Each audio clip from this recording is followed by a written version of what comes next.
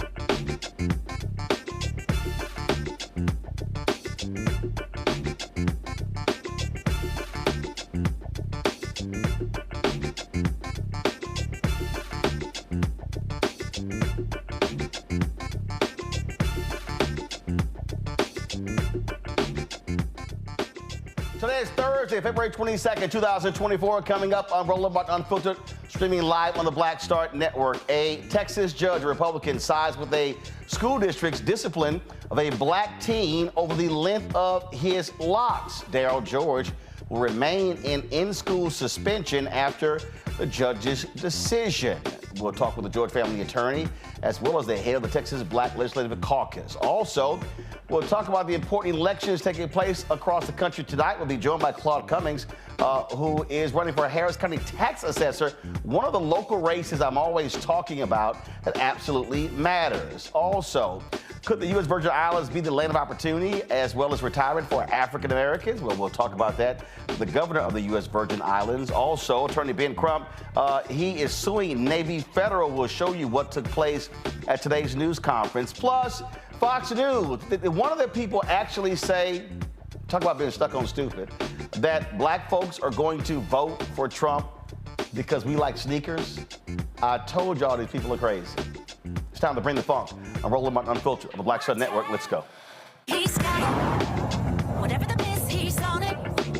Whatever it is, he's got the scoop, the fact, the fine.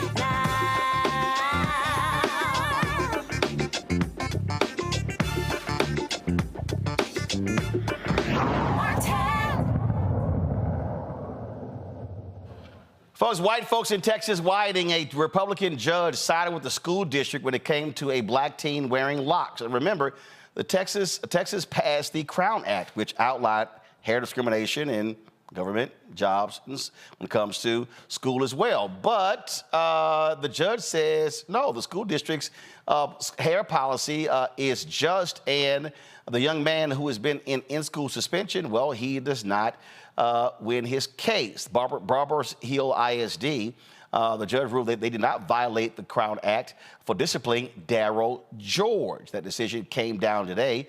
Chambers County Judge Chap B. Kane III sided with the school district, saying that his hairstyle didn't adhere to the grooming guidelines. Again, the 18-year-old has spent over half of his junior year in-school suspension. Before today's hearing, Darryl talked to us and other media about the impact of the situation that all the suspension has had on him and his academics. It's put a lot of emotions on me, you know, anger, sadness, you know, disappointment, and my bad. No, it's okay. Take your time. Apologize for how they make you feel. Do you feel like they're robbing you a little bit of your childhood and your high school career? Oh yeah, for sure. No doubt about that. I don't know, it just makes me feel angry, very angry that, you know, throughout all these years, throughout all the fighting for the black history that we've already done, we still have to do this again and again and again. Is ridiculous. It makes no sense. Joining us now is Ali Booker, the George family attorney, plus Ron Reynolds. He is the Texas Legislative Black Caucus chair. Ali, first and foremost, do you plan to appeal this ruling? Is it appealable? It is, and we do plan to appeal this ruling.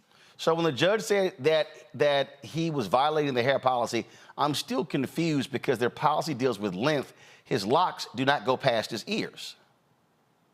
And that is exactly our argument. But they believe that they can control how long the hair is in totality when it is let down, not when it's worn at school. But that's what's so strange, because when it's let down, if it's not let down at school, how is he violating it? We agree. That's like saying they're going to regulate a woman's hair length, but if she's wearing it in a bun, well, we can still regulate that because it's in a bun, but it's not down. Absolutely, and that's why we believe that it's overbroad. The school district, of course, has been very aggressive in this. The superintendent has took an ad out in the newspaper as well. What do you think is really going on here? Well, guess what? Before I started this interview, I received an email, and this email is from Greg Poole and David Bloom. David Bloom writes it and says, Dr. Graham, this is, I guess he wants me to read it. He says, Dr. Greg Poole has been the Barbers Hill ISD superintendent since 2006. Here are Dr. Poole's comments on today's verdict. The Texas legal system has validated our position that the district's dress code does not violate the Crown Act and that the Crown Act does not give students unlimited self-expression. The United States Supreme Court recently ruled that affirmative action is a violation of the 14th Amendment, and we believe the same reasoning will eventually be applied to the Crown Act.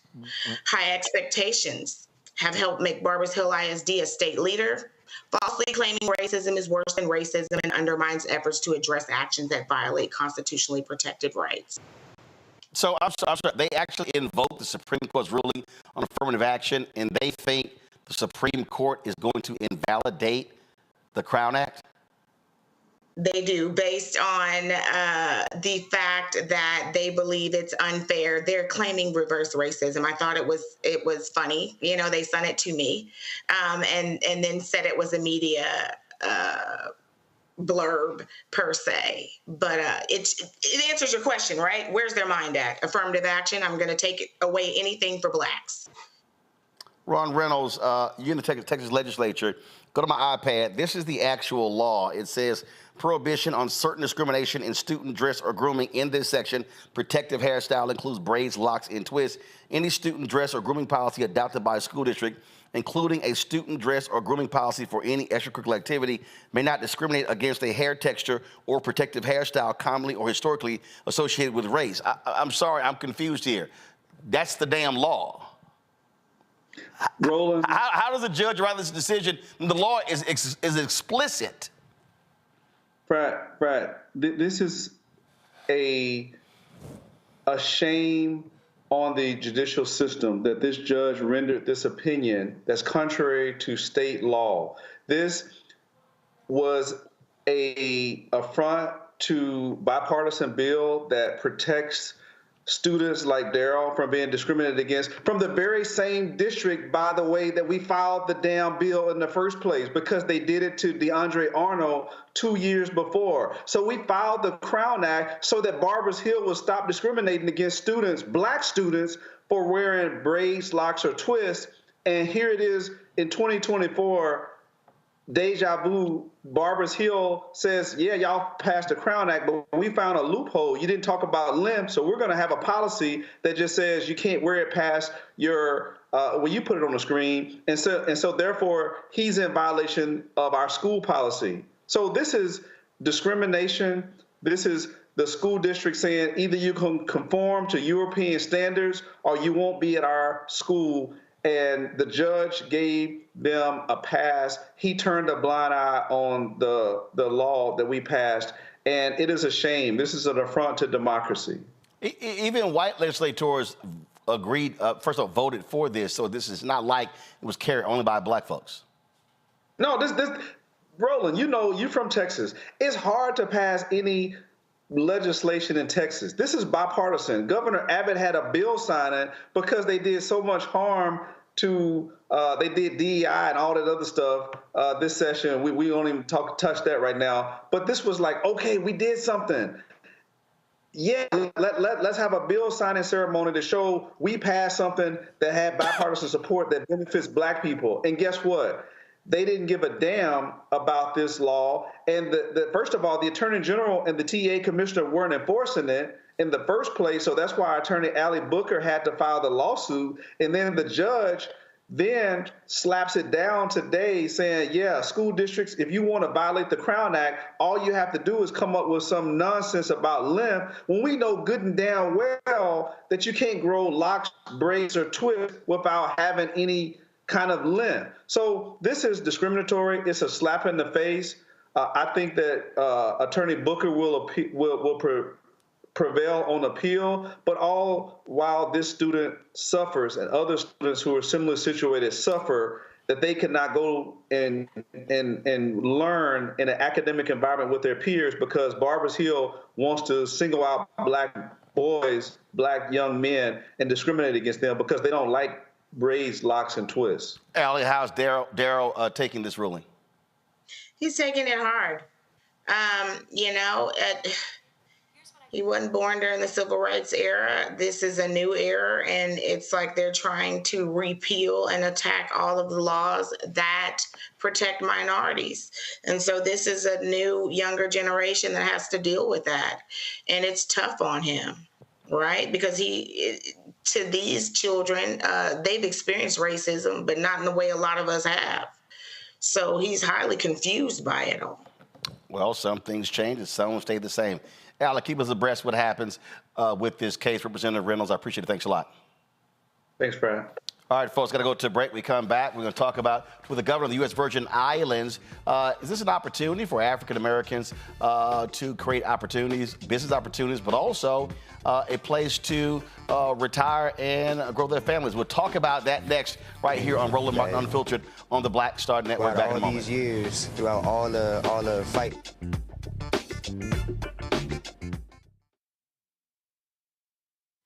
Check this out. Joe Biden and Kamala Harris are investing a record $7 billion into HBCUs. Billions for campus improvements, grants, and debt relief. Billions more for HBCUs. Endless possibilities for us. For the last 15 or maybe 16 years, 18 years, I'll say, when I moved to LA, I hadn't had a break. I hadn't had a vacation, probably a week vacation here or there. Right. This year, after I got finished doing Queen Sugar and we wrapped it out, because I knew I had 2 TV shows come on at the same time, I said, I'm going to take a little break. So I've been on break for the first time, and I can afford it now. Praise God. You know what I'm saying? Right. So I can afford it. I'm like, I can sit back and ain't got nothing to worry about, man. But this was the first time in almost in 2 decades that I've actually had time to sit back and smell the roses.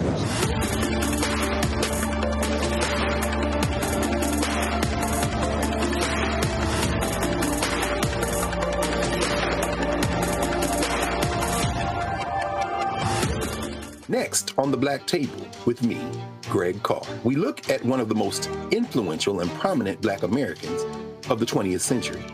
His work literally changed the world. Among other things, he played a major role in creating the United Nations. He was the first African American and first person of color to win the Nobel Peace Prize. And yet today, he is hardly a household name. We're talking, of course, about Ralph J. Bunche. A new book refers to him as the absolutely indispensable man. His lifelong interest and passion in racial justice, specifically in the form of colonialism. And he saw his work as an activist and advocate for the Black community here in the United States as just the other side of the coin of his work trying to roll back European empire in Africa. Author Cal Rostiala will join us to share his incredible story. That's on the next Black Table, here on the Black Star Network. On the next Get Wealthy, did you know that the majority of households headed by African American women don't own a single share of stock? No wonder the wealth gap continues to widen. Next on Get Wealthy, you're going to hear from a woman who decided to change that. Have been blessed with good positions, good pay, but it wasn't until probably in the last couple of years that I really invested in myself to get knowledge about what I should be doing with that money and how to productively use it. Right here on Get Wealthy on Black Star Network. Grow your business or career with Grow with Google's wide range of online courses, digital training, and tools. Gain in-demand job skills with flexible online training programs designed to put you on the fast track to jobs in high-growth fields. No experience is necessary. Learn at your own pace. Complete the online certificate program on your own terms. Stand out to employers, get on a path to in-demand jobs, and connect with top employers who are currently hiring. Take one professional career certificate program or all 6. Earn a Google Career Certificate to prepare for a job in a high-growth field like data analytics, project management, UX design, cybersecurity, and more. All professional career certificate programs must be completed by December 31st, 2024. Scan the QR code to complete the application. There are 1,000 scholarships available. Grow with Google and J. Hood and Associates. Be job ready and qualify for in-demand jobs. Hey, what's up? It's Tammy Roman. Hey, it's John Murray, the executive producer of the new Sherry Shepherd Talk Show. It's me, Sherry Shepherd, and you know what you're watching, Rollin Martin, Unfiltered.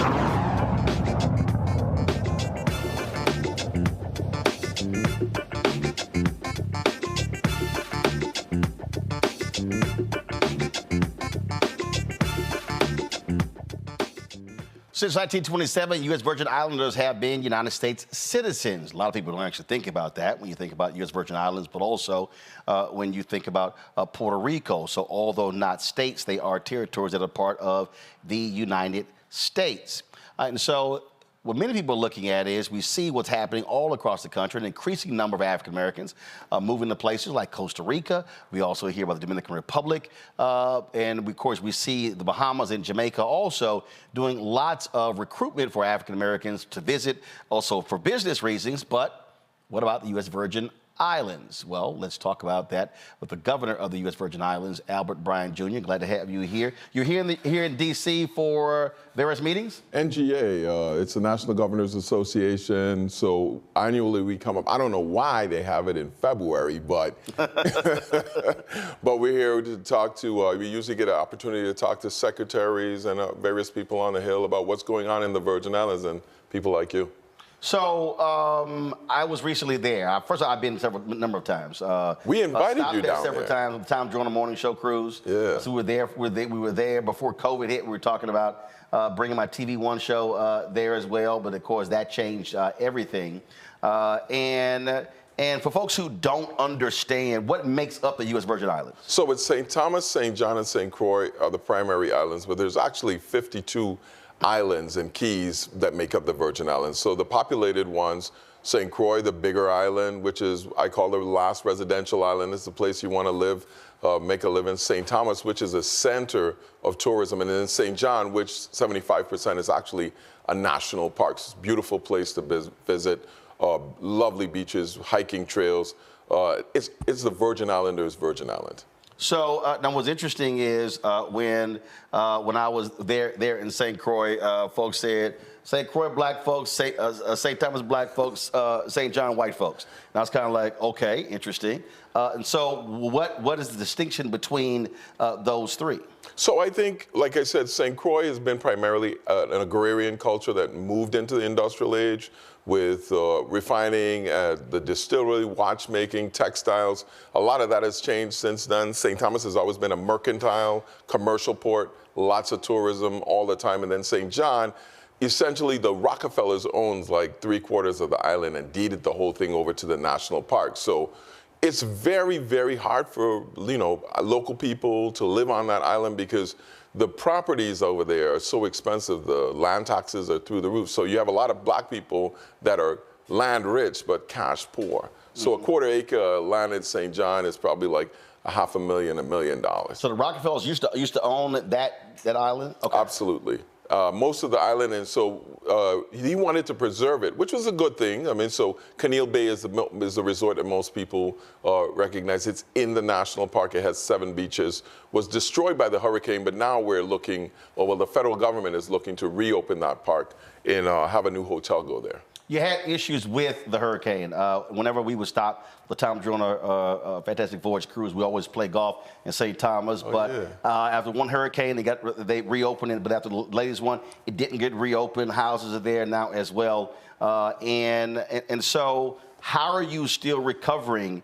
Have you recovered from that most recent hurricane and the impact it had on the islands? Economically, I think we've recovered, but we got a $15 billion recovery going. So you're talking about a place with a workforce about 42,000 people and an economy about $4 billion. So imagine if we were able to do the economy in 15 years. That would mean that we'd have to put a quarter of the GDP into the economy every year. Almost impossible. So that's where the opportunity lies. So we've been going around talking about it. Black community, large contractors, trying to get people excited about coming to the Virgin Islands. We got 2 major hospitals to build, 6 schools, undergrounding. And then our tourism economy is on fire. We just opened up the Westin Frenchman's Reef Bowie House, 400 or 500 rooms added to our inventory. We got another 300 or 400 rooms coming on next year. We're redoing our airports, redoing our seaports. So lots of opportunity to make money and lots of opportunity to get new people in because we don't have enough people to get the job done. I've spent a lot of time being a city hall reporter, county government reporter. And so when you do that, you spend lots of time understanding infrastructure. Right. And so when I was there, I was like, these roads are killing me. And so you don't have potholes there. As a matter of fact, I saw one brother did a video. I mean, you got these sinkholes. And so we're talking about a massive infrastructure bill that was passed by Congress. How much money how much money have you received a part of that, and how are you dealing with that infrastructure? Because the reality is, when businesses look to come to places, right, the first thing they look at, highways and roads. They didn't look at wastewater. Right. They didn't look at energy as well, electricity. And so, how are you dealing with that to address those fundamental issues to be able to attract businesses? So the first thing you got to understand about the Virgin Islands is, being a U.S. territory, we have a tax mirror code system to the U.S. So the way we attract companies is we have the ability to forgive 100% of your state taxes in the Virgin Islands and 90% of your federal income tax. So you have a tax exposure of about 1.72 or something around there on average. So that's a main draw to people to get that. Companies coming there. Right. So that's a $100,000 investment, 10 employees, and you're there, you're set up, you have to be doing business, essentially export business, whether it's in finance or it's in hotel, heavy manufacturing, or we have a lot of people there that are actually doing hedge funds and whatnot. But the infrastructure piece you're talking about, we're talking about Congress passing a bill that allowed us to rebuild our infrastructure and FEMA pay for it if more than 50% of it is damaged, whether it was by the storm or anything else. So we're replacing our entire potable water system on St. Croix, our entire sewer system, 50% of all our power cables going underground. By the next 2 years, we will have more renewable daytime solar production than we actually have a demand for. So you're talking about a complete rejuvenation, revival of the entire economy and the infrastructure. But we don't have enough people to do it. So we have. You say we don't have enough people to do it. You don't have enough what? Workers? Yeah, we have 3% unemployment. We have the lowest unemployment rate in the history of the Virgin Islands. So we got to get people to come. And so you have projects, right? But you need workers. Absolutely. So if they come there, where are they staying? That's the other problem. So we're trying to attract companies big enough that can create temporary housing, like when we built our refinery in St. Croix. You know, we have a man camp there that holds like 1,600 people. We need companies that are able to bring those types of resources so we can rebuild our hospital, rebuild our schools. So the smaller companies there on the island right now, they actually have so much work to do. And then the bonding capacity that's needed to get this job done. We're talking about 40 years or so of development trying to get that done and crammed into 10 years. So who are you talking to? You have African American developers, you have construction companies, and so are you meeting with those individuals? Are you meeting with folks who do that here in the United States? Absolutely. So we have an Office of Disaster Recovery, and they spent time going around the United States asking companies what it would take for you to come. What they said was, we need at least $1 billion worth of packages, and we need to make sure we're going to get paid. When you say $1 billion worth of packages, what does that mean? So the hospitals, we're combining our structure. So the hospital plus the skilled nursing center and the health department, all of those packages in one. So this year, we'll be issuing 3 $1 billion packages. The other part about this was a federal match. So in most cases, when FEMA comes, you got to come up with 25% for states. We got to come up with 10. But even at 10%, we're talking about 25% of our economy. So thanks to President Biden, what he has done now is reduced our match to 2%. So now we're able to effectuate a lot of these projects that we didn't know how we were going to get before. So this first quarter, we should be issuing RFPs on requests for qualifications. You can get more information at USVI-ODR.gov on what those packages are going to look like, and stay tuned because it's a lot of work, and it'll keep coming for the next 2 or 3 years. So you're figuring like a Katrina situation, a total rebuild of everything, but you're doing it on 3 separate islands with infrastructures that don't interconnect. You've gotten a significant amount of money from HUD, right? For housing for purposes, right? Almost $2 billion, right? But not much of that has been spent. Right. But you also have a timeline. I talked to the folks at HUD as well, and that's a concern. And so how fast are you moving to allocate those funds? Because the last thing you want to do is to send that money back. Right. So a lot of that money, like $500 million of that money is match. So that money will be dedicated to the 2% I just talked about in order to get those projects running. And then the housing construction projects are actually going on. But the construction costs are escalating. And it's costing us $1 million per public housing unit. That's what construction looks like. Why? Now. Because there are hardly any suppliers. You don't have the contractors there that are able to do it. So if my house, we still have 400 homes to rebuild and 300 new ones.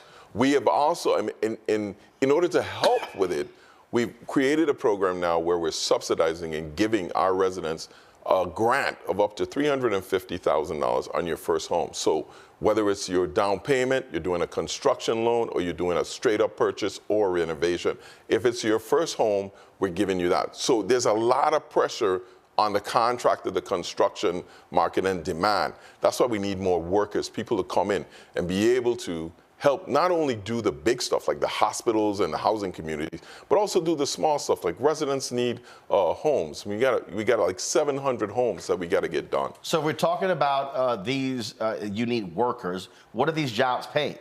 Well, that's the thing now. I think the minimum wage in the Virgin Islands is $10.50, but if you're a grocery clerk, cashier, let's say, that's about $15 an hour. So laborers now are up in the 20s, and skilled people are in the 30s and the $40 per hour, which is driving. Right, what I'm saying is, if there's somebody here in the United States they hear this and they say, okay, wait a minute, here's an opportunity. If I'm a construction worker, I can go to the U.S. Virgin Islands, work for the next 1, 2, 3 years. What kind of salaries are we talking about? Right. So, I mean, what do you say? Well, an electrician probably now making about $45 an hour. A plumber around the same. So that would equate to what, 50, 60, 45 is like $90,000 a year. But with the overtime and everything else you get is even more. Because those trades, we just don't have enough of those people doing work in the Virgin Islands. And are you also looking to, as that is happening, you also looking to have those folks trained? I think back to what Prime Minister Christie did in the Bahamas.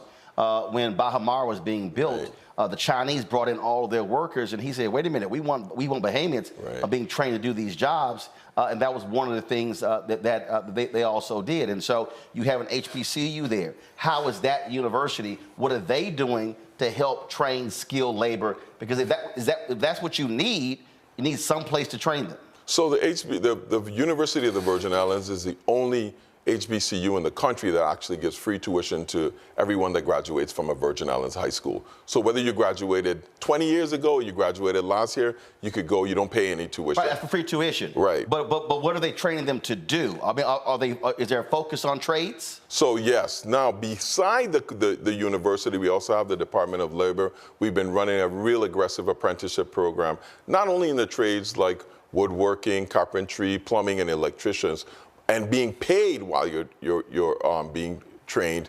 But we also been running simultaneously project management stuff. But when you're paying $25 an hour for labor, it's hard to get brothers to come in and sit down and get trained.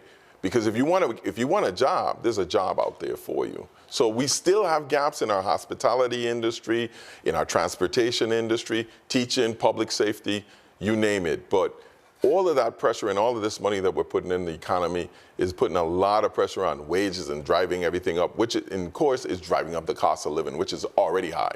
How much time do you have to allocate these funds? Because, look, you have it here in the United States. There's a number of states, if they don't spend this money by a certain period of time, it goes back to the federal government. So how much time, this is 2024, how much time do you have? So the $800 million of the HUD money has to be spent by 2026. And we're peeling away at that money, but we intend to get an extension on that. So $800 million of that, how much have you spent so far? We spent probably, I would say, about $400 million so far. So you got 2 more years to spend $400 million or so of that. That's just HUD. Now FEMA now. Right. We just, with this new matching opportunity that we got from the president, we got 11 years. Otherwise, our match goes back down to 95% instead of 98% where it is now. So there's a lot of pressure on us to get this done and get it done quickly. Do you have, I mean, we saw this, I mean, you talked about the hurricane. When I was, I'm born and raised in Houston, so when the last hurricane hit, the governor, also the mayor, appointed critical individuals to oversee that. Right. And so do you have government officials with the expertise to actually push through these massive deals? These are not just regular ordinary deal. And so do you have that capacity? Do you have sort of a housing czar, a construction czar, who that is their sole job to get this done? So right now, we just formed what we call Rebuild USVI. And that's because we're getting our projects obligated now. And what Rebuild USVI is a super project management office that is going to house exactly what you're talking about. Currently, it's headed by Adrienne William Octolins, who was our housing czar, who has experience with FEMA and has a broad experience from Section 8 to public housing.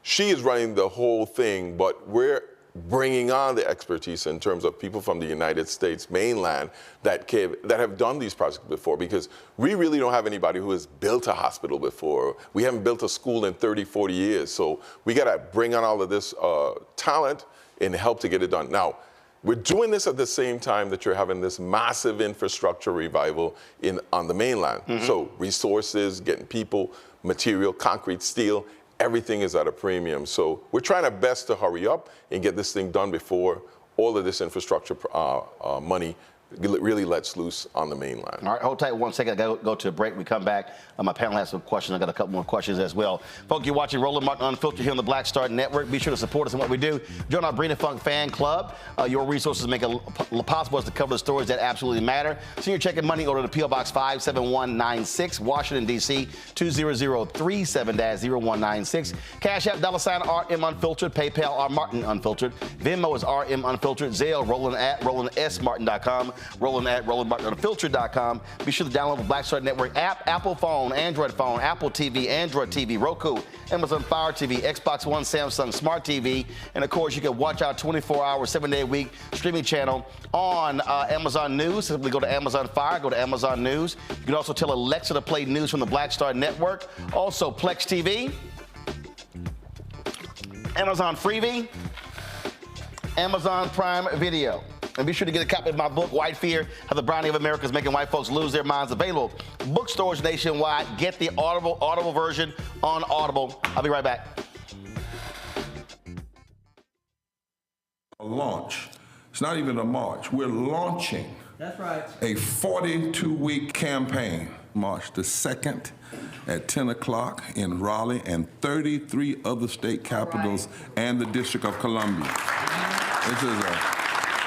This is a historic move to mobilize the most powerful untapped block of voters in this country. That's right. Poor and low wealth voters who make up 87 million votes. And it's never been tried before. Never been tried before in history.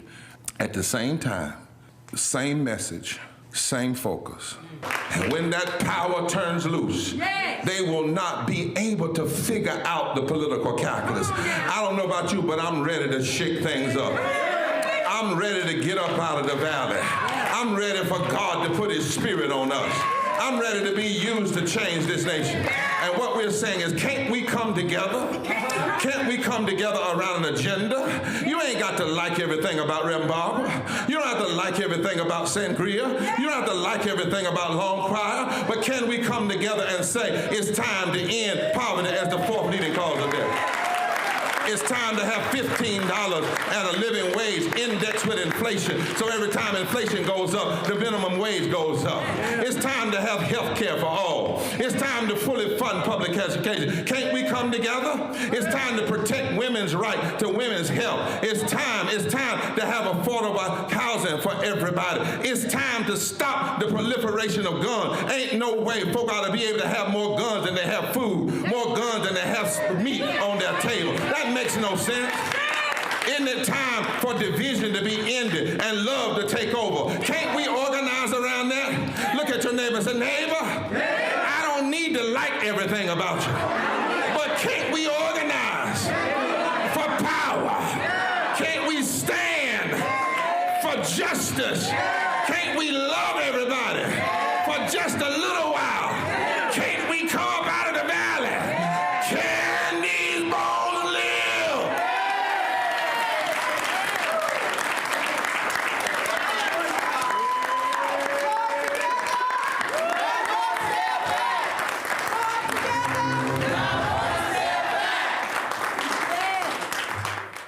Hey, what's up? Geek Tony in the place to be. Got Caked Out Your Mama's University, creator and executive producer of Fat Tuesdays, an air hip-hop comedy. But right now, I'm rolling with Rollin Martin, unfiltered, uncut, unplugged, and undamn believable. You hear me?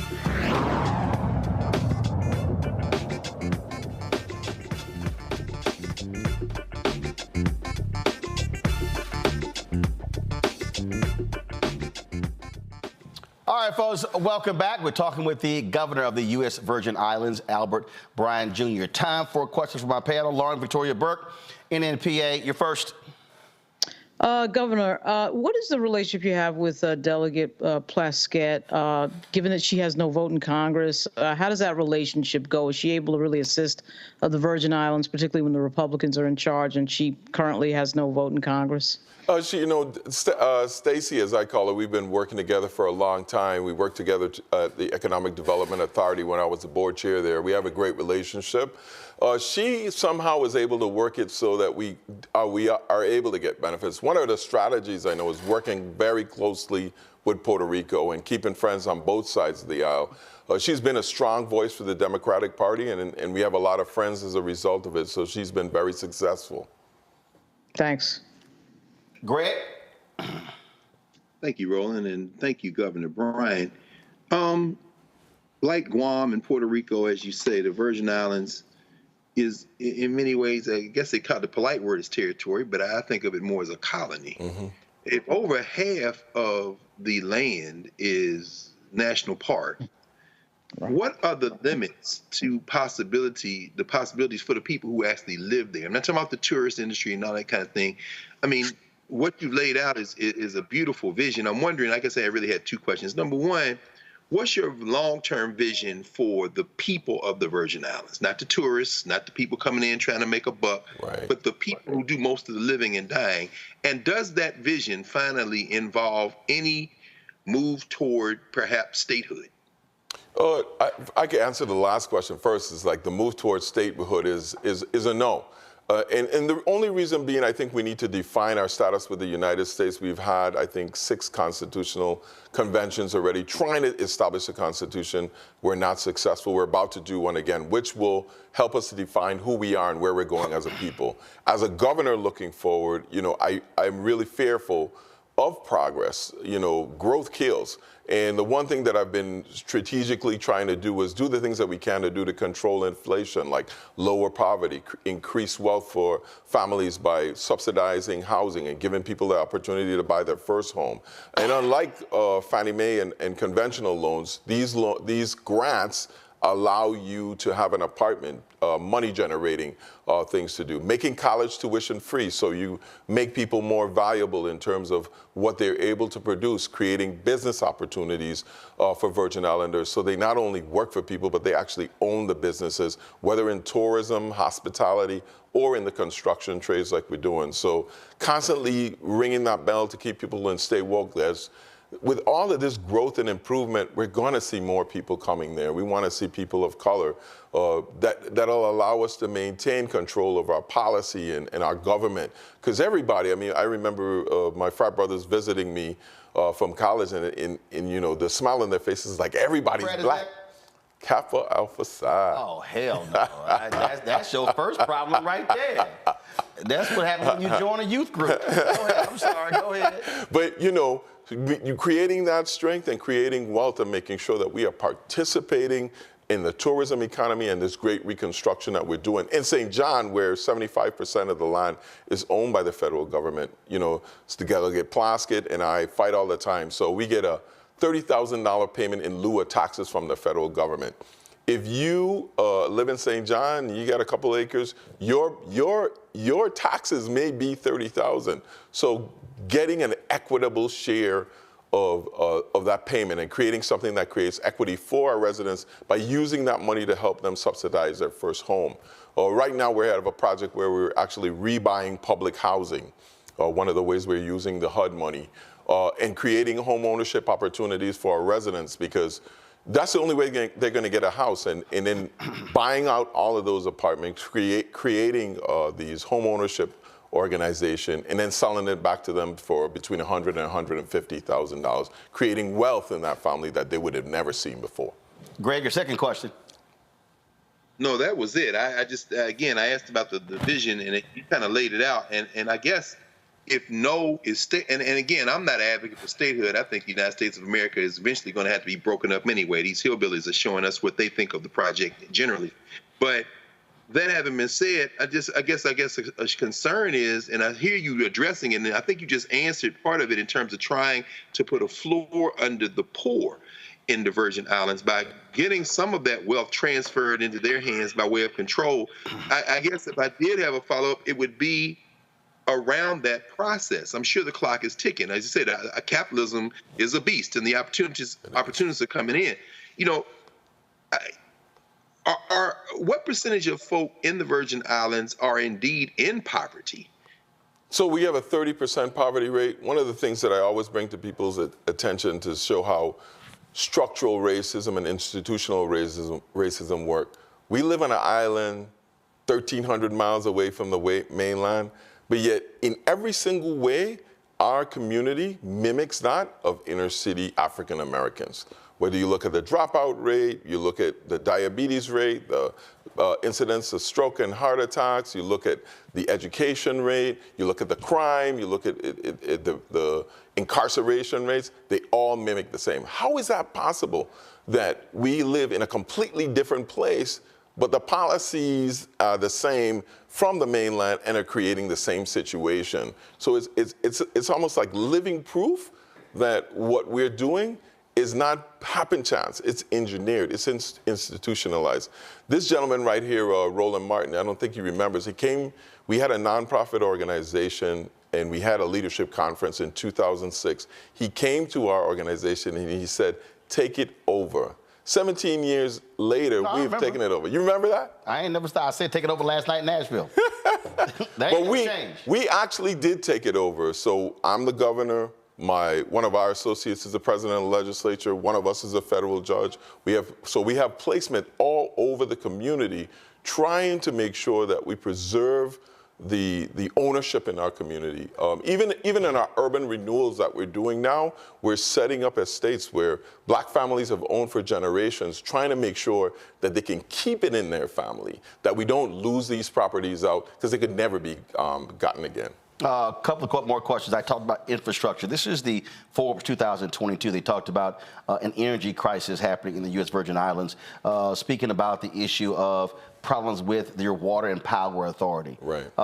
You're spending a ton of money on electricity. Right. How are you addressing the power grid? How are you addressing that? Because the reality is, if you're spending unnecessarily high amounts of money for electricity, that's just more money that's coming out of people's pockets. Absolutely. So energy is one of this is the biggest thing that I'm going to fix within this term. And how we're going to do that? Well, we got $2 billion to redo our infrastructure for energy. But we're actually commissioning solar plants now and solar fields that are going to be producing about 56 megawatts. Running daytime peak is probably about 85 megawatts. And then we have another, at least 9 that we have now, plus we're adding wind. So the goal is to have more actual renewable power than we have a need for. Now, when you do the math on renewables, it kind of pares down because the sun don't shine in the night.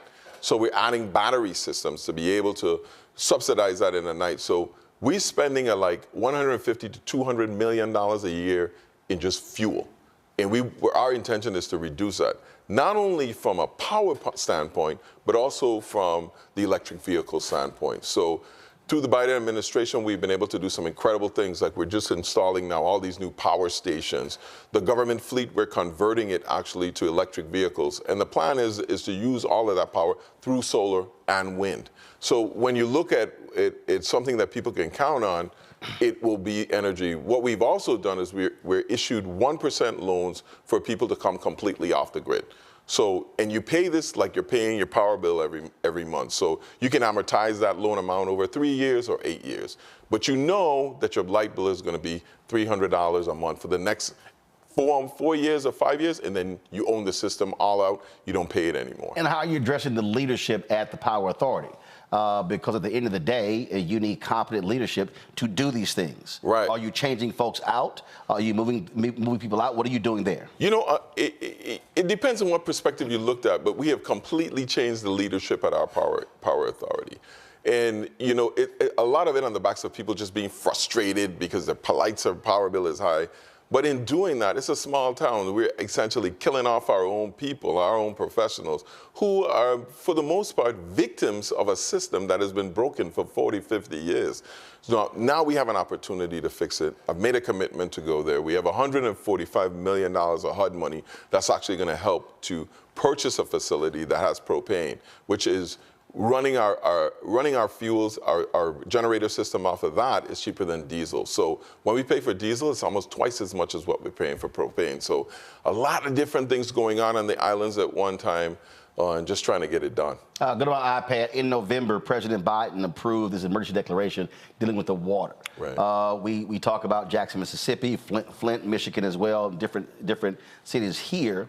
And so just in November, you had a significant problem with water, high levels of lead and copper in your water supply. What's the status of that? So it's essentially the boy who cried wolf, right? The EPA came down and they did the testing erroneously and reported that we had a lead and water crisis. Now, we know we don't have any lead pipes in the Virgin Islands. So we've done extensive testing through the system and since proved that we don't have a lead crisis, although we have found lead components in our system. So the emergency declaration, was it lifted? It was. It expired. We let it run out. But we're not stopping there. We're making sure that we keep our constituents informed. We're issuing water filters just to make people feel secure, and we're changing out those systems where we have like valves or whatever in the system that may be in lead. Like I said, we're redoing the entire potable water system on our major island, St. Croix, and we're in FEMA negotiations for doing the one in St. Thomas. So it's something that we were already doing because all those systems are really old. And being from a poor community, we never had the resources to do it before. Last question here. I talked about tapping into the expertise here.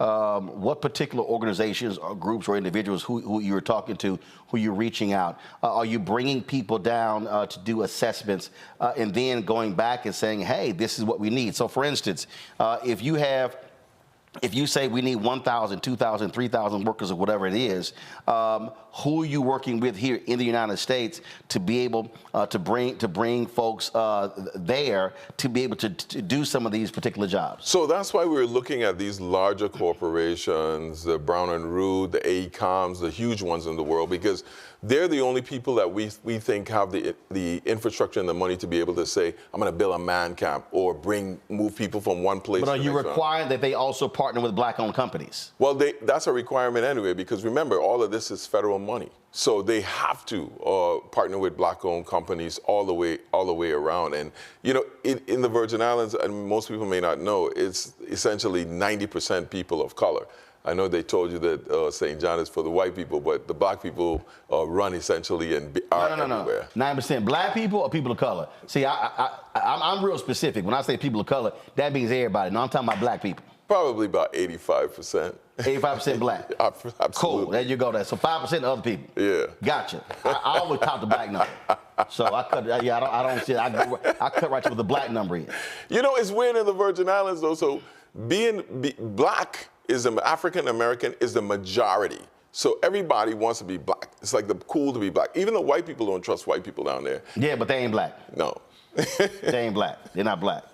So again, because that's one of the things I think is important. Mm-hmm. We're talking billions of dollars here. Yeah. And for me, look, when I traveled to Ghana, when I was in Liberia in 2022, when I'm seeing these things happen, we are seeing, when I was in Ghana in 2019 and 2008, there was a sister who moved down there who has now the largest wastewater management company there in Ghana. We're seeing folks do that, and that's important to me. If we're talking about billions of dollars, what I want to see is that money going to black-owned companies, being able to build capacity, being able to grow. So that's why I'm saying, those conversations are happening there. Well, we're doing a lot of stuff around tourism, and during COVID, right, we saw a large amount of the African American community come to the Virgin Islands because they couldn't go to Jamaica. The Bahamas was closed.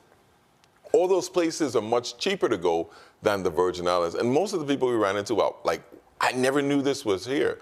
The hardest thing is getting people on the mainland to recognize that we're Americans too, that we are from, that it is U.S. currency, it's the U.S. taxation system. So there's a lot of education, and why I'm on shows like this, to make sure people understand that we're just like you. We live in the Virgin Islands, except our weather is 100% better all the time. So on that point then, are you creating a specific campaign?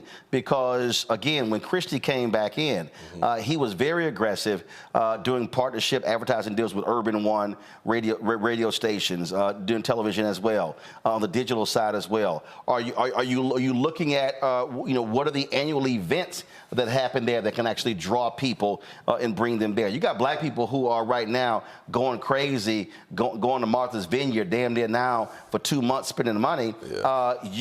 I mean, literally, you could be attracting those folks to the U.S. Virgin Islands. And so, what is the plan of action there? Are your tourism people really crafting plans that are specifically targeting African Americans? I mean, you've got Divine Nine, you've got Links, you've got all these different organizations. Folks are always looking for some place to go, and black folks do spend, we travel. I must admit that on the tourism front, we're there. But on the construction front, in terms of bringing people for business, is not happening right now. And you make some excellent comments about who we need to partner with to make that happen, and hopefully you can help us do some of that.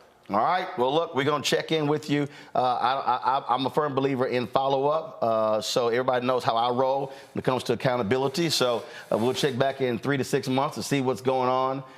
And hopefully, things continue and we see improvement. And again, when I go back, I didn't shoot a lot of video this time, but I'm gonna be checking the road so when I go back next time. So again, I gotta say it. Like I said, I'm from Texas. The first thing we look at are roads, and so that's always the big deal. I was in the car with Tim Reed. I was like, Lord, Tim, swerve. I said, if there's one business that can open, it's a shock absorber business. I said, because man, it was rough, but that's the deal there. Definitely believe, because any business at the end of the day, that's when they're looking in this country, when they're looking to move to states, looking to move to cities, that's the first thing they're looking at. Gotcha. Roads, energy, water, now all of those things that are put in first before they even come there with jobs and people. Absolutely. All right, we appreciate it. We'll see what happens with a Kappa running the Virgin Islands. And so, we already know how alphas roll, but, we'll have mercy on y'all. I appreciate it. Thanks a lot. Thanks a lot. Folks, got to go to a break. We come back more on Rollin' About Unfiltered, including Fox News actually saying black people will vote for the orange man because we like sneakers. And y'all wonder why I wrote my book called White Fear, how the browning of America is making white folks lose their minds. We'll be right back in a moment. Check this out. Joe Biden and Kamala Harris are investing a record $7 billion into HBCUs. Billions for campus improvements, grants, and debt relief. Billions more for HBCUs, endless possibilities for us. Hatred on the streets, a horrific scene, a white nationalist rally that descended into deadly violence. White people are losing their damn minds. An angry pro-Trump mob storms the U.S. Capitol. We're about to see the rise of what I call white minority resistance. We have seen white folks in this country who simply cannot tolerate black folks voting. I think what we're seeing is the inevitable result of violent denial. This is part of American history. Every time that people of color have made progress, whether real or symbolic, there has been what Carol Anderson at Emory University calls white rage as a backlash. This is the rise of the Proud Boys and the Boogaloo Boys. America, there's going to be more of this. Here's all the Proud Boys, guys. This country is getting increasingly racist in its behaviors and its attitudes because of the fear of white people. The fear that they're taking our jobs, they're taking our resources, they're taking our women. This is white fear.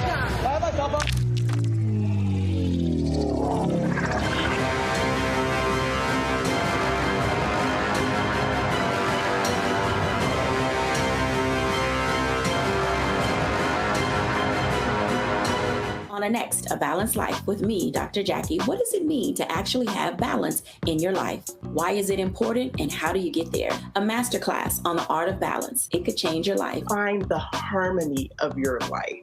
And so what beat can you maintain at a good pace? What cadence can keep you running that marathon? Because we know we're going to have, high levels, we're going to have low levels, but where can you find that flow, that harmonious pace? That's all next on A Balanced Life on Black Star Network. On the next Get Wealthy, did you know that the majority of households headed by African American women don't own a single share of stock? No wonder the wealth gap continues to widen. Next on Get Wealthy, you're going to hear from a woman who decided to change that. Have been blessed with good positions, good pay, but it wasn't until probably in the last couple of years that I really invested in myself to get knowledge about what I should be doing with that money and how to productively use it. Right here on Get Wealthy on Black Star Network. Hey, what's up, y'all? I'm Devon Frank. I'm Dr. Robin B., pharmacist and fitness coach, and you're watching Rollin Martin Unfiltered.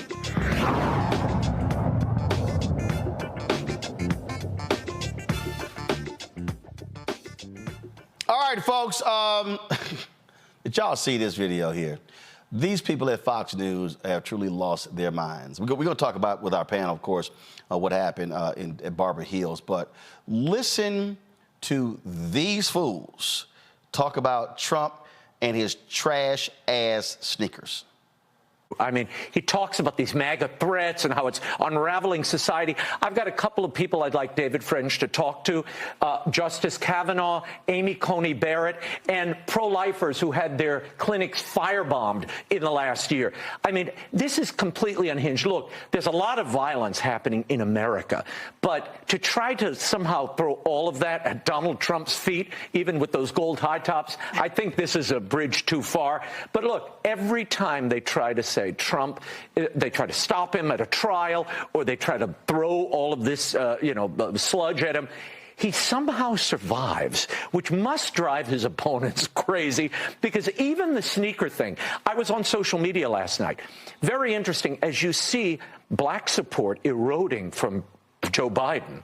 This is connecting with Black America because they love sneakers. They're into sneakers. They love this is a big deal, certainly in the inner city. So when you have Trump roll out his sneaker line, they're like, wait a minute, this is cool. He's reaching them on a level that defies and is above politics. The culture always trumps politics. And Trump understands culture like no politician I've ever seen. Question for you on that point, though. Yeah. Will the people that are excited about the sneakers and excited about Donald Trump, will that translate into them going out and voting for Donald Trump? Well, anybody willing to put $400 down for a pair of sneakers? Yeah, I think that's commitment and love. It's something. You're right. It's something. It's affection on some level.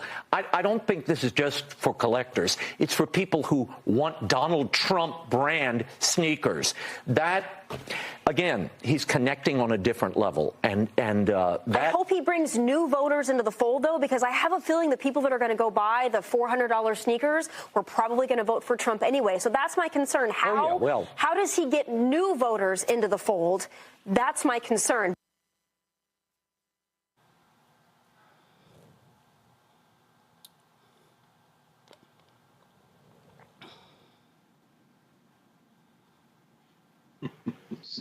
Lauren, they really think black people are simpletons. Yeah, they think black people are stupid. We saw that with the whole Kanye West presentation. They thought that they could just get a rapper out there and, oh my God, there's a rapper out there, so black people are gonna vote for Donald Trump. I mean, it really just doesn't work that way. And everybody knows if you look at these elections that African Americans overwhelmingly vote for the Democratic Party. Even with Hillary Clinton, that was the case. Certainly with Biden, it was the case. Hillary Clinton getting more than 3 million votes than Trump, and then, of course, Biden getting more than 8 million votes than Trump. There's no reason to believe that that's going to change. The issue is, at what percentage will the black turnout be? That is going to be the issue. not so much the percentages. But certainly there is an issue with regard to black voters in this cycle. And President Biden, the energy is not there on Team Blue right now, and Team Red has a little bit more energy, even though these two candidates are close to the same age. But there is this tendency to throw out very odd performative moments like the sneaker thing and like the Kanye West thing, which was extremely strange. And of course, just like with the Kanye West thing, it meant absolutely nothing. And I suspect the sneaker thing will mean absolutely nothing. We'll see. Greg, this is no different than the trash-ass platinum plan, which was their way of, oh, let's call it the platinum plan because the Negroes, oh, they love the flashy stuff. Well, brother, I tell you, I mean, we're talking about percentages. I mean, Lauren laid it out. If you're talking about lower voter turnout, and probably will be lower this time than in 2020, there's no pandemic. There's no Breonna Taylor, George Floyd, and Ahmaud Arbery. And so you then concern yourself with who's going to go to the polls. Now, the people who would support Donald Trump in the Negro community probably not going to vote. And I agree with Paul Rubens. Pee Wee Herman. I thought Pee Wee Herman. Raymond Arroyo. I'm sorry, Raymond Arroyo. I thought for a minute I was looking at Pee Wee. But same thing. Yeah, same thing, right? But when he says that Donald Trump understands culture, he understands popular culture. And we know that Donald Trump was an icon for a lot of folk in the hip-hop community. But those people are not going to vote, generally. You talk about Kanye. I remember Kanye and Lil Wayne's collaboration, Barry Bonds. And I think the lyric, as Wheezy spoke it, went, I'm so bright, not shady. My teeth and my eyes so white like shady. Ice in my teeth so refrigerated. Then he goes, I'm all about my Franklins, Lincolns, and Reagans. Whenever they make them, I shall have them. Have them. I'm so crazy. Meaning what? If they put Ronald Reagan's face on a dollar bill, some of these Negroes in the hip-hop community would get it. They don't care about the politics. They just want the money. And Donald Trump, for them, represented success. So this ploy is perhaps not aimed on growing the pie for voter participation for Republicans. It's aimed on chaos and misinformation. And anytime you got a community where some folks who are potential voters are going to argue more about whether Megan is in the right or Nikki is in the right, then you've got a situation where you're just trying to shave off a few thousand here, a few thousand there, confuse a few more people here. Some people turned out, I don't want to hear anything about it. And there are going to be, make no mistake, there are going to be some Negroes in them gold shoes. And it ain't going to be Tim Scott and Ben Carson. There are going to be enough people to cater to this chaos, to create the chaos that the white nationalist party needs to distract folk from the issue. And, and then that goes back to the Texas story as well. They're after the 14th Amendment to strike all race laws. That wasn't a random email that they sent to their sister. They're playing the long game. We're over here talking about gold tennis shoes. See, this is what I have been laying out to folk, Lauren, when I say you must understand the evil that is at hand, what their plans are, what they are trying to do. Project 2025, we're going to actually go into detail on that. I'm going to dedicate a whole 2-hour show to that. But I keep trying to explain to black folks all of this stuff. Oh, we survived him before, we can survive it again. These people have no idea the long game they're playing. I have been now saying for 15 years, they see 2043. They know what is coming. And what they have figured out, and again, I have dealt with these Simple Simon Negroes who say, oh man, them federal judge positions, Biden appointed, that stuff don't mean nothing. I'm sitting here saying, listen, dumbass, the president is only there max 8 years. U.S. Senator can get reelected, they can lose an election, you got House members. Federal judges are lifetime appointments. And what the folks on the right understand, and the Federalist Society understand, and Leonard Leo understands that if we control the judiciary, they are the ones who are the final arbiters of all laws. Congress can pass a law, the courts could invalidate it. The president could issue an executive order, it can be invalidated by the courts. And so our folks have better understand that their goal, their aim, Lauren, is to have largely white men in federal judicial positions that if you appoint today a 35, let's say Trump somehow wins 2025. If you appoint a 35-year-old federal judge, 35 years old, and they serve 50 years in that position does not come open until 2075. And these folks are running around saying, oh, these things don't matter. Oh, yes, they do. Yeah, absolutely. Well, you know, the moment that we're in really was touched off by really the defeat, the shocking defeat, really, of Hillary Clinton in 2016.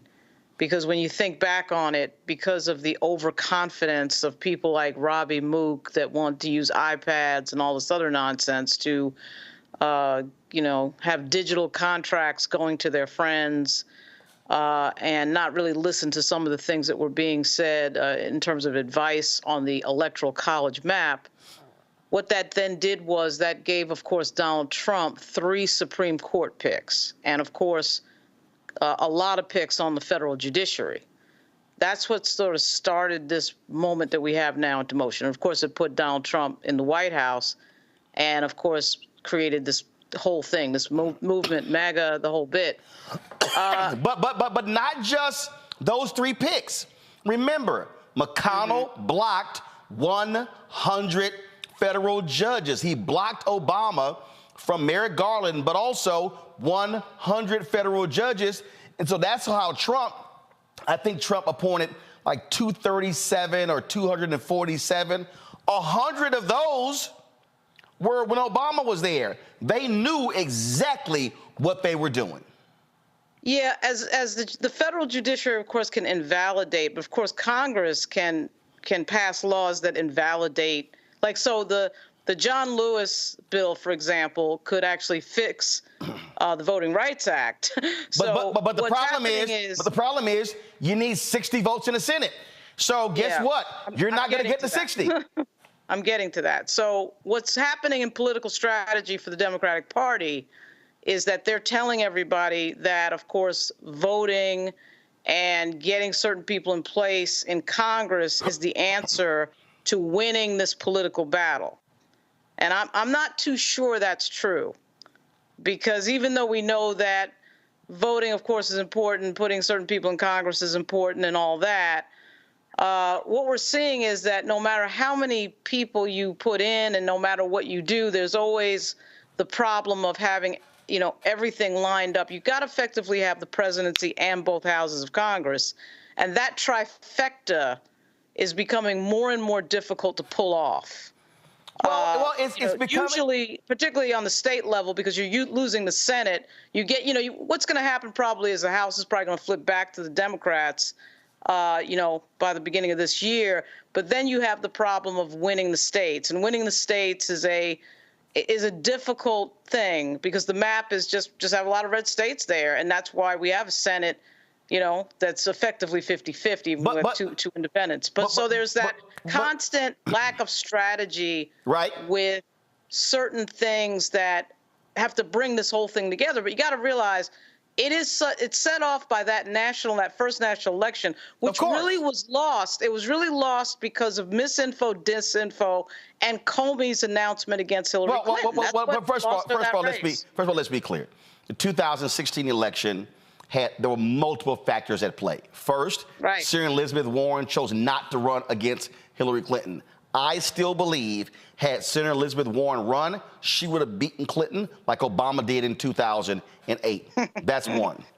Two, you obviously had the email drama and the constant drumbeat of those stories. Then you had Comey dropping the letter late. Then you had Robbie Mook being a ridiculous campaign and her not stepping foot in Wisconsin one damn time, a state she lost by 10,000 votes. Them blowing off, having signs and things along those lines, even though people were in Pennsylvania and Michigan were demanding those things. But you also had a lot of people who were just like, nah, I can't vote for her, who were not thinking long term. And see, Greg, this is the thing that, again, I love when these simpletons come, man, you out here shilling for the Democrat, you out here sitting here buck dancing for the Democrats. And I'm like, y'all are stupid, because I'm looking at the map. I'm looking at the chessboard, the way and Who's Searching for Bobby Fischer, when Ben Kingsley knocked all the chips off and said, now read the board. I'm telling you, I understand the board. There are 900 plus federal judges in this country. Biden Harris has appointed about 150. They may get another 25 before the election is up this year. If Democrats win in 2024 and win in 2028, in those 12 years, they will have appointed more than half of all federal judges. They likely then will also be able to appoint replacements for Sam Alito and Clarence Thomas. Right now, it's a 6-3 conservative majority. If Democrats play long ball, they could actually pick up, again, over the next 12 years, 3 of those Supreme Court positions: Alito, Thomas, and Roberts. So when the people say, oh, we've lost the court for the next 50 years, that's a lie. You lose the courts for the next 50 years if you're not paying attention to who controls the presidency and the United States Senate. And so then if you talk about the United States Senate, hey, what is the key? You're not going to win West Virginia. Manchin is not running because he's a weakling that's off the board. You got to hold Sherrod Brown in Ohio. You got to hold Tester in Montana. You got to hold the seat in Nevada. That's what you have to do. Then you go to the midterm elections. And so what I keep saying to these people, and yeah, this is one of the reasons why you don't see these networks calling me, who's actually talking to black people and doing interviews, because they want to call celebrities all the damn time. We, as black people, must be strategic. We must not be emotional. We must not be sensitive to stuff. We must be studying the board and going, okay, I didn't get all that I wanted when with Biden-Harris. What can I get in the second term? What can I get if they win in 2028? I know what I'm not going to get by Republicans. I know what I'm going to get from them: voter suppression. I know I'm going to get a rollback of civil rights. I know all those different things. So my deal to our people is sit there and go, even with all these things happening, I totally understand Israel and Gaza, but let me be perfectly clear. You already had a Republican, okay, out of, what's the dude out of Arizona who said, wipe all the Palestinians out. Let me be clear with y'all. Trump don't even think like Biden and Harris. He's going to say, Netanyahu, yo, bulldoze all of it. It doesn't mean you do not push Biden to declare a ceasefire. You do not push him on there. But we, as black folks, cannot be short-sighted. We must be thinking the same way our ancestors did, who were thinking the next 20, 30, 40, 50 years. Greg? Absolutely, Rollin. Again, I mean, maybe we all sound like a broken record, but it bears being ad infinitum. That is why this platform is not just essential. It is foundational for how we must be discussing these issues. Even as the Biden administration has authorized their representatives, the ambassadors at the UN, to draft language for the UN Security Council on Gaza that is moving toward pushing Israel to stop this genocide. They're not going to in the short term, but they have to do that. Why is Biden do that? Because he's going to lose this election. And, you know, what these white boys have done now, these white nationalists, these hillbillies, They have now dropped all pretenses, and it's exactly because of what you said. They put their federal bench in place, not just the Supreme Court, because the Supreme Court only hears a fraction of federal cases. We all saw what happened down there, Lauren, where you are in Fairfax at Thomas Jefferson High School. The Supreme Court refused to hear this case that was decided this week on the program, the admissions schemata that allows for students to be accepted at Thomas Jefferson High School. Now, Alito and Thomas dissented because they want to dismantle everything. And they cited, of course, what happened at the collegiate level. But I'm bringing all that up for a reason. The white boy strategy now is to drop all pretenses and throw everything they can in the courts. That's why this hillbilly Chief Justice of the Alabama Supreme Court is quoting God in saying that embryos are people. That's why in Texas they're setting up a military base at the border. They're now going to do the egregious example. And if anybody thinks that Greg Abbott signing the Crown Act in Texas wasn't with a wink toward going to court, and that this fool at the school there, what's his name, Dr. Poole, whatever the hell that is, wasn't already set up to do exactly what they're doing. In other words, just straight violate the law and get it into the court so they can have a crack at it at that 14th Amendment, then you're not paying attention. The egregious examples are the point at this point. They think they have a bench in place to be able to run their white supremacy Boston. Now, what we are dealing with, and I was just in South Carolina, I was there Tuesday and much of the day on Wednesday. And by the way, everybody down there told me to tell you hello, Roland. I saw Mignon Clyburn Thursday night, Tuesday night. She came to the left. And so when you look at a state like South Carolina, with the mush-mouth senator from South Carolina, Tim Scott, and Lil Lynn, the number of black people in that state who, if they would simply be organized and move in the tradition of South Carolina, we talk about Brown versus Board of Education, but it's really Briggs versus Elliott that sets that whole thing off. South Carolina doesn't have to look the way it does. Gary Chambers told you how many times Louisiana doesn't look like it does. But that's why finally this platform is so important. Helping our people understand that the only way we are going to prevent deeper harm to ourselves. Forget the funky United States of America. We're talking about self-preservation and self-defense. The only way we're going to do that is to get off the sidelines and get involved in the political process in every way, not just voting, organizing. What we saw with Reverend Barber, we are going to make the mistake of thinking that there are some rules in place. Right. These white boys have no rule. They only have one rule: rule or ruin. They are now violating every law, thinking they've got a bench in place that's going to back them. And largely, they are not incorrect. I need, before we close this segment off, this is what I need folks watching to understand, people who are listening. You heard at the top of the show, the lawyer for the young brother in Texas with the Locs. In the statement of the superintendent, they specifically referenced the Supreme Court's affirmative action decision and the 14th Amendment. To all y'all who are watching, the 14th Amendment is one of the 3 Reconstruction Amendments that were passed by the radical Republicans after the end of the Civil War.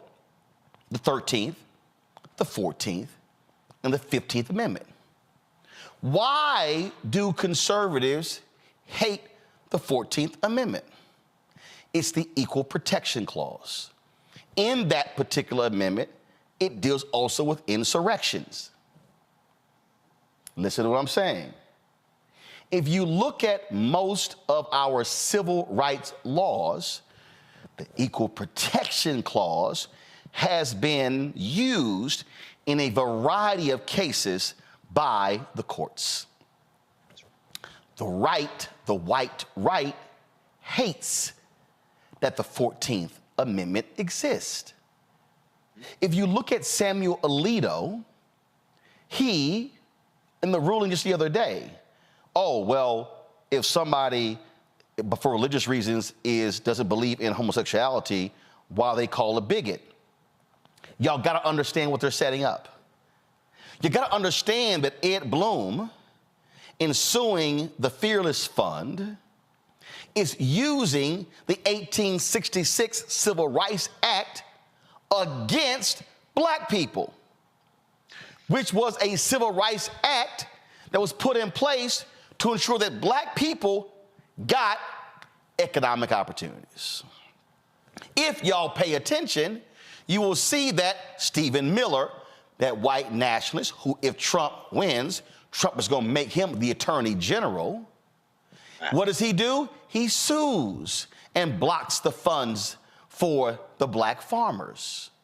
Right. What y'all have to understand is that white nationalist Charlie Kirk, who attacks Dr. King, goes on the attack of saying the 1964 Civil Rights Act, that was one of the worst laws. See, if y'all understand history, that was a time when Republicans in the 60s were ardent supporters of the 1964 Civil Rights Act, until there was a book written called The Conscience of a Conservative.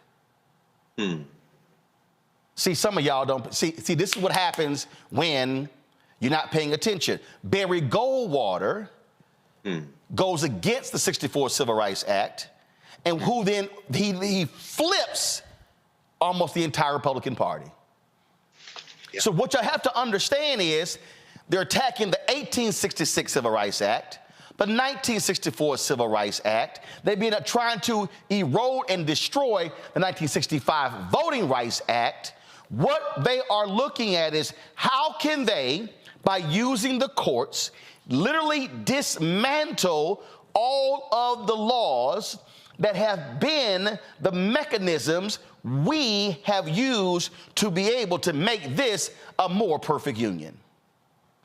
And so while we are sitting around, many of us, talking about the Cat Williams interview, and talking about the Monique interview, and talking about Sexy Red and Glorilla, and talking about all this other different stuff, we need to understand that what these people are doing are literally putting in places all of the pieces that then they could, one federal judge can invalidate a law.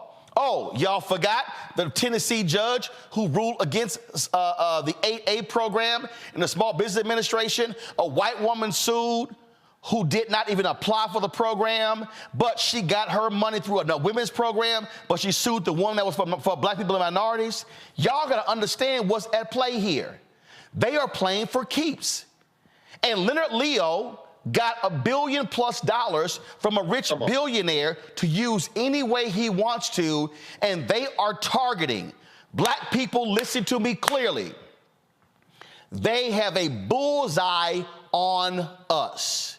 They want to destroy the entire infrastructure that we fought for, bled for, died for, that has put us even in this position. I'm not saying it's perfect. We have not gotten all that we have wanted, but I can tell you this here. They want to get rid of not just affirmative action, but DEI.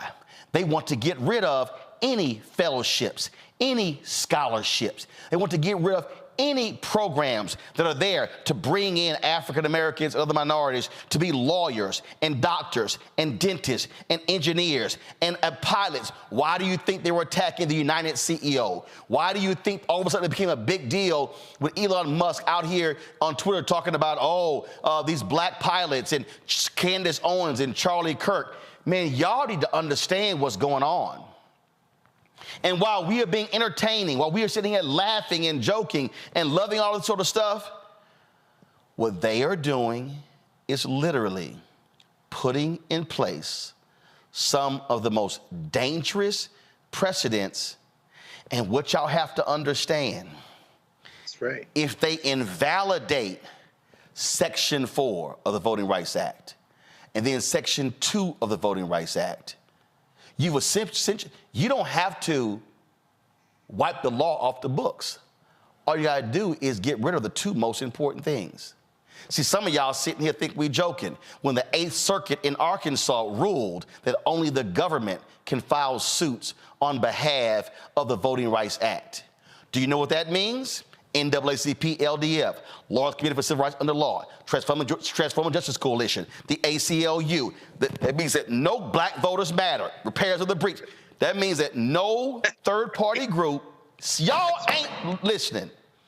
That means no third-party group, which constitutes nearly 98% of all lawsuits, can file a lawsuit using the Voting Rights Act.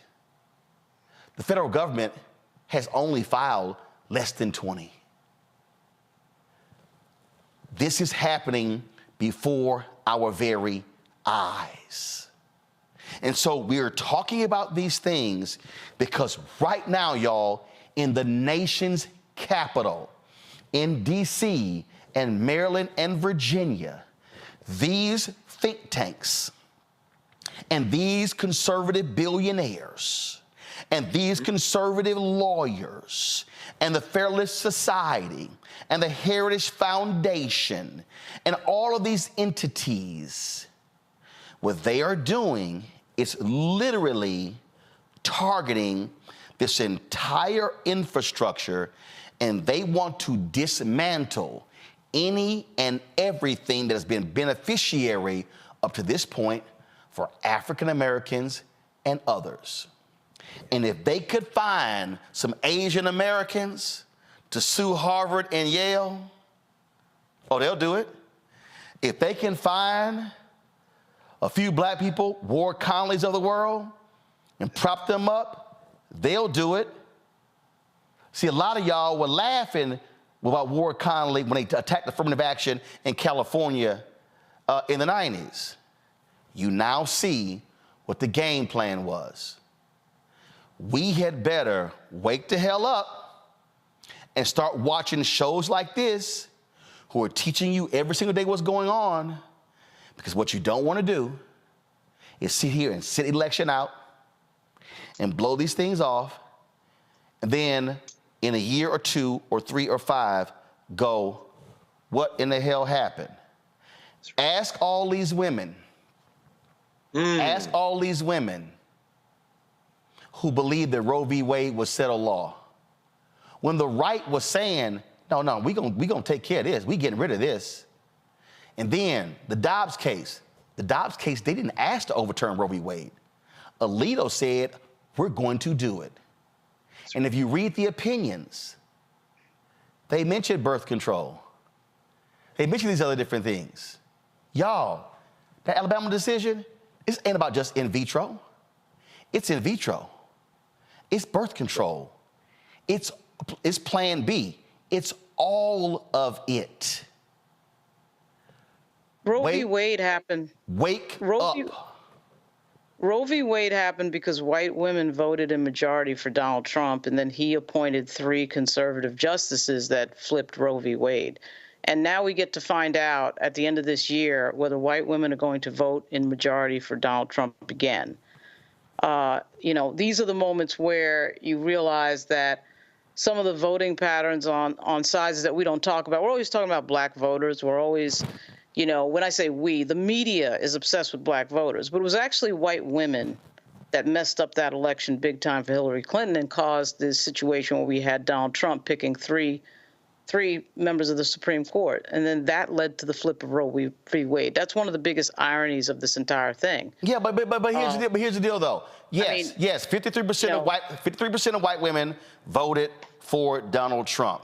Yet we're analyzing black voters all in the media. No. Generally, we're analyzing black voters all the time. No. But here's the deal, though. White women gonna do what they do. But Greg said it earlier, and which is what my focus is. There's some woman named Sarah Thompson on here. She go, oh, Rollin cares about his race. Sarah, let me be real clear. I care about black people. You damn Skippy, I do. And the point. All I'm saying is when we do the right thing, we vote the right way, we turn out, which we did for Biden. We turned out, we put him in office. Black voters put Joe Biden in office. We do the right things every election cycle. And then it's another group that messes this thing up. In this case, white women. I agree with you, but I have to add this. We are not maximizing our vote. Here's my whole point. My whole point is this here. We vote our numbers. DeSantis is never governor. Facts. We vote our number. Again, there was a 50,000 voter drop-off between voters in Milwaukee for 2018 and 2022. Now, let me be clear. DNC got to do more. Candace got to do more. But the point that I'm making is I am not waiting for a party to speak to my interests when I'm speaking to my own interests.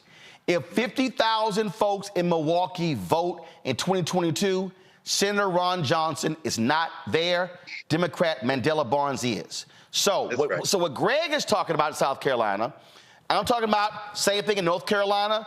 If black people voted, Sherry Beasley is Chief Justice of the Supreme Court. If black folks maximize our numbers, Mike Epstein is U.S. Senator in Mississippi. If black people maximize our numbers in Texas, you can have a black United States Senator who beats Ted Cruz. And so I agree with you totally about that, Lauren. But if they vote the way they do, but we take our numbers from 38, 40, 42, 45 to 68, 70, 75, we run the table. It's true. And I'm just trying to get black people to understand the larger picture of how they are strategically attacking all of the mechanisms that we have been able to build and grow, because if they're able to bring those down, it truly makes our lives a living hell. Greg, final comment before I got to go to the break. You know, I would just, again, echo everything that we've been talking about, and again, stress the importance of this platform. We all saw what happened yesterday in Arizona.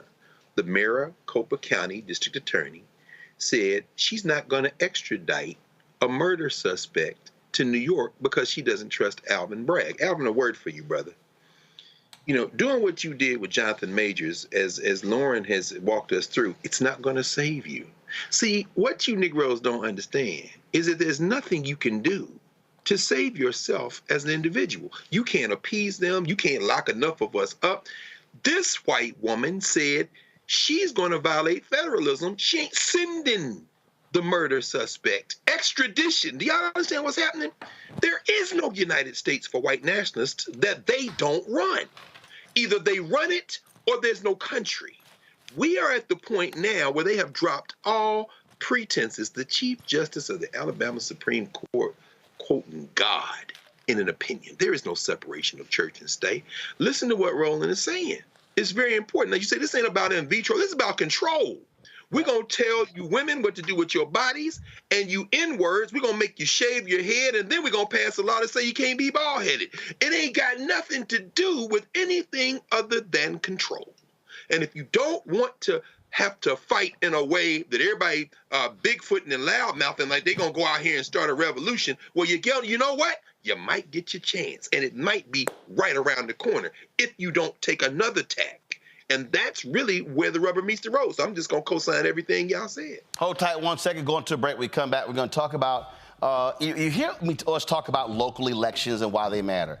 So we're going to talk about an election in Harris County, Houston, that, again, somebody might think, I don't understand. What's the big deal?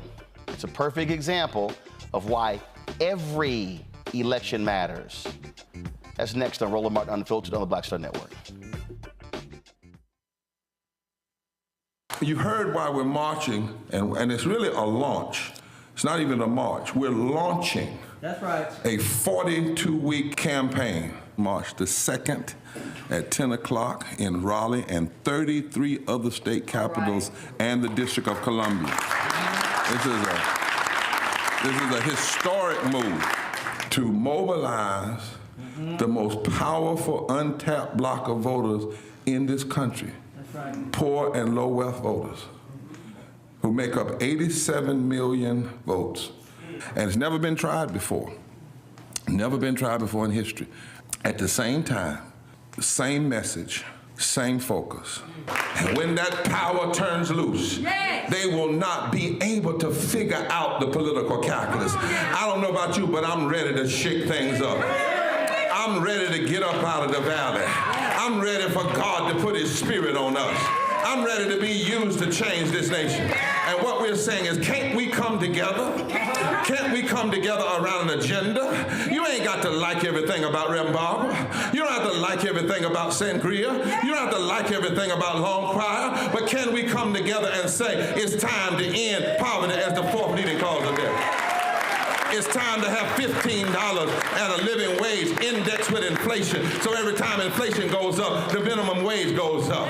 It's time to have health care for all. It's time to fully fund public education. Can't we come together? It's time to protect women's right to women's health. It's time to have affordable housing for everybody. It's time to stop the proliferation of guns. Ain't no way folk ought to be able to have more guns than they have food, more guns than they have meat on their table. That makes no sense.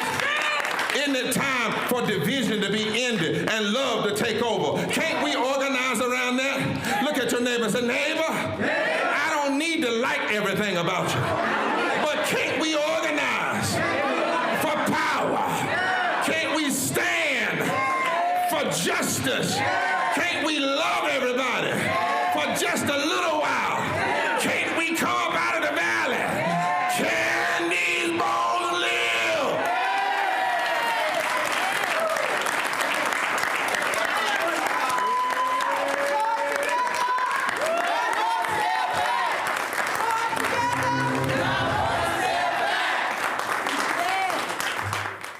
Hello, we're the Critter Fixers. I'm Dr. Bernard Hodges. And I'm Dr. Terrence Ferguson. And you're tuned in to Rollin Martin, Unfiltered.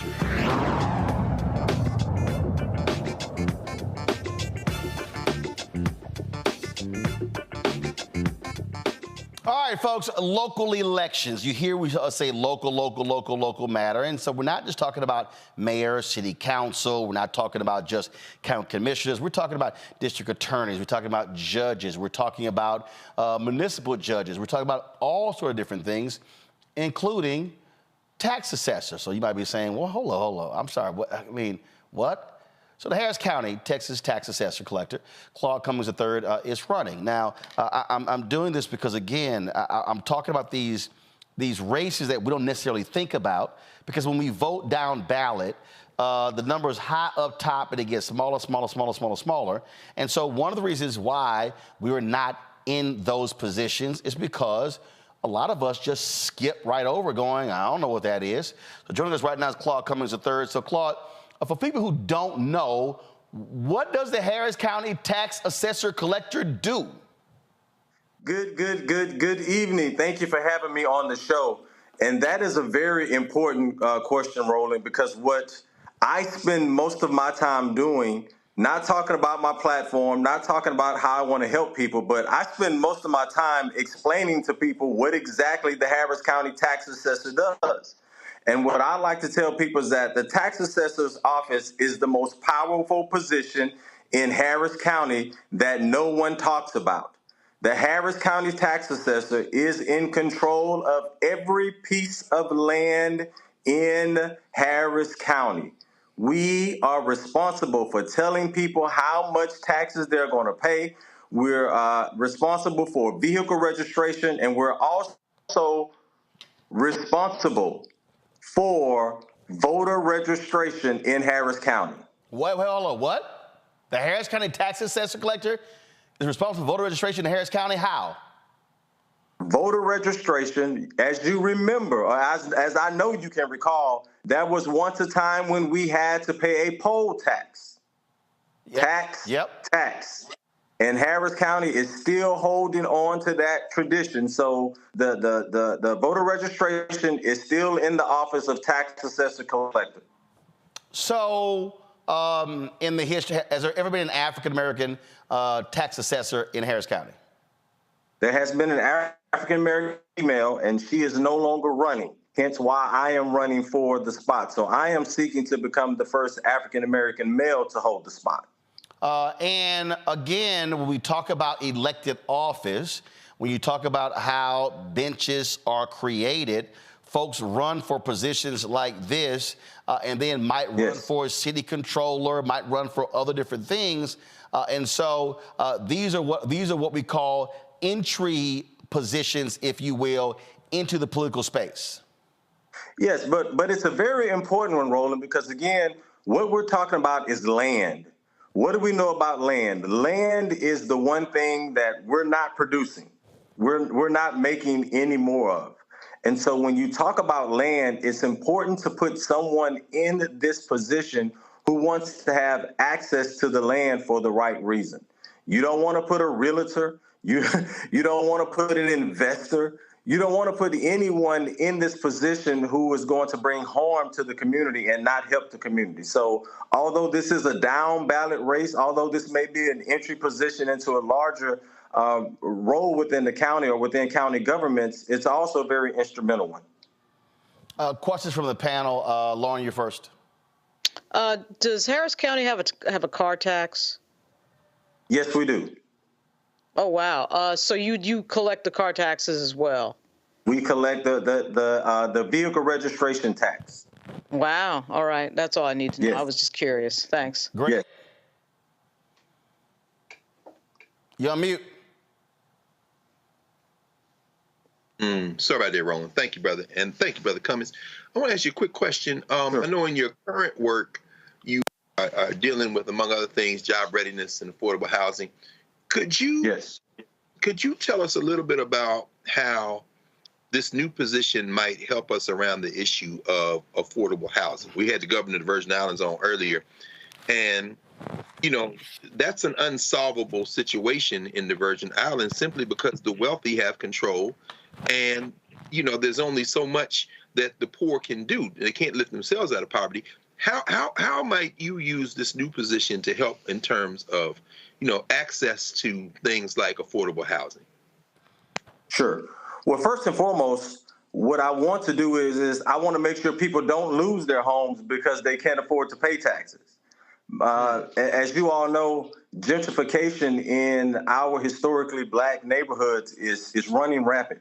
And we know that that's taking place because majority of the times we didn't pay our property taxes. And the land was auctioned off. The house that we own, our generational wealth, was removed by a bulldozer. An investor came in, erected some $400,000, $500,000 house that no one could afford. And so that eliminates that individual being able to come into a neighborhood that they grew up in because they cannot afford to keep that property. And so what I would like to do is, when we talk about affordable housing, let's say that someone decides that, hey, I don't want to keep my property. I just want to let it go. I'm not concerned about paying the taxes. It's old. What I would like to do is work with a nonprofit organization who would like to maybe purchase that property at face value and then rebuild some affordable housing. That way, some of the same people who grew up in the neighborhood could return back and live in the neighborhood and afford to stay in the home. Yes. Thank you. All right, then. Well, look, Claude, good luck with it. Again, I just want more of our folks to understand, no matter where they live, to think about top to bottom, bottom to top when they are voting, because all of the races are critical. And and I love these people who yell, do for self, do for self. I don't want the government in my life. And I keep telling them there is no aspect of your life, none, I don't care who you are, that government does not play some form of role. Right. And as I mentioned, if you don't mind real quickly, as it pertains to voter registration, what I'm going to do to motivate our people to vote, younger people to vote is I'm going to play this video of Rollin Martin Unfiltered because they need to understand what is at stake when we don't vote. They need to understand what's at stake when they don't register to vote. It is more about it is about letting your voice be heard and understanding that choosing not to vote is just like choosing for those things which are going to hurt our communities. And so it is important for us to understand our voice is our power and to vote.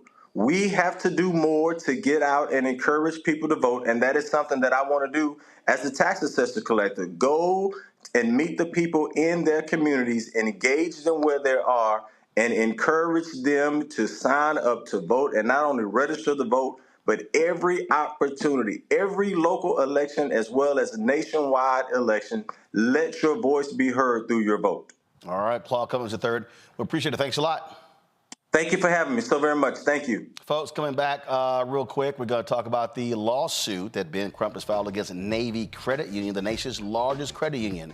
That's next on Rollin Martin Unfiltered on the Black Star Network. Support us in what we do. Join our Bring the Funk fan club. Send your check and money order to P.O. Box 57196, Washington, D.C. 20037-0196. Cash App, $ RM Unfiltered. PayPal, R Martin Unfiltered. Venmo is RM Unfiltered. Zelle, Rollin at RollinSMartin.com. Rollin at RollinMartinUnfiltered.com. We'll be right back.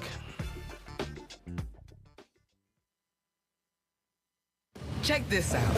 Joe Biden and Kamala Harris are investing a record $7 billion into HBCUs. Billions for campus improvements, grants, and debt relief. Billions more for HBCUs. Endless possibilities for us. For the last 15 or maybe 16 years, 18 years, I'll say, since when I moved to LA, I hadn't had a break. I hadn't had a vacation, probably a week vacation here or there. Right. This year, after I got finished doing Queen Sugar and we wrapped it out, because I knew I had 2 TV shows coming on at the same time, so I want to take a little break. So I've been on break for the first time, and I can afford it now. Praise God. You know what I'm saying? Right. So I can afford it. I'm like, I can sit back and ain't got nothing to worry about, man. But this was the first time in almost in 2 decades that I've actually had time to sit back and smell the roses.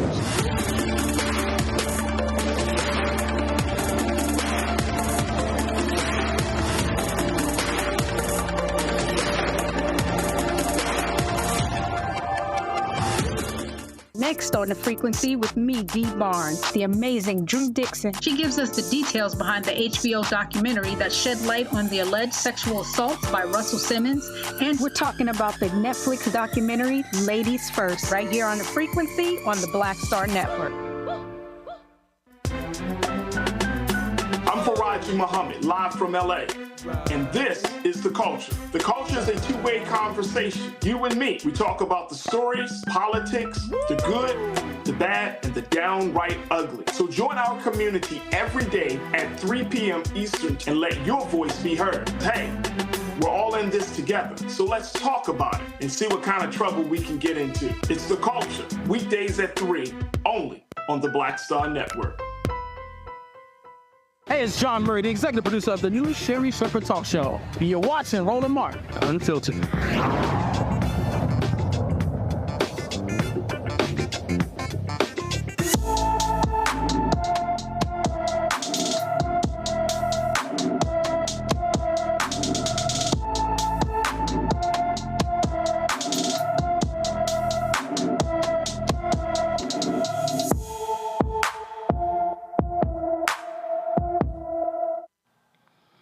Folks, Paige Jones has been missing from Ogden, Utah since February 4th. The 15-year-old is 5 feet 5 inches tall, weighs 200 pounds, with black hair and brown eyes. Anyone with information about Paige Jones is urged to call the Ogden, Utah Police Department at 801-395-8221, 801-395-8221. The nation's largest credit union is being sued for allegedly having discriminatory lending practices. A lawsuit filed by civil rights attorney Ben Crump says Navy Federal Credit Union has the most significant loan approval gap between black and white applicants among the top 50 lenders nationwide. According to the filing, Navy Federal Credit Union approved more than 75% of white borrowers who applied for a new conventional home purchase mortgage in 2022, while approving less than 50% of black borrowers for mortgages. They had a news conference today. Crump said this.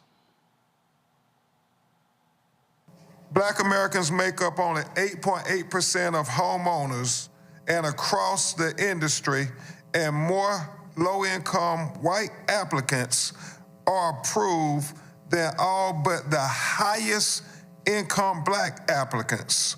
As a result of race-based factors, black and Hispanic borrowers have paid $765 million more in interest rate per year than white borrowers. Just to make it clear and bring it home, in 2022, Navy Federal, as it relates to black borrowers, were approved for mortgage loans only at 48%. That means they denied us 52% of the time. Latino borrowers were only approved 56% of the time, while white borrowers were approved 77% of the time. Folks, I'll start with you, Greg. I mean, the reason these suits are important is because of something called discovery. And what happens is these companies can say whatever they want to in press releases, but when you have to go through discovery, you got to provide documents. You got to sit and provide emails, and that typically is where the good stuff is located.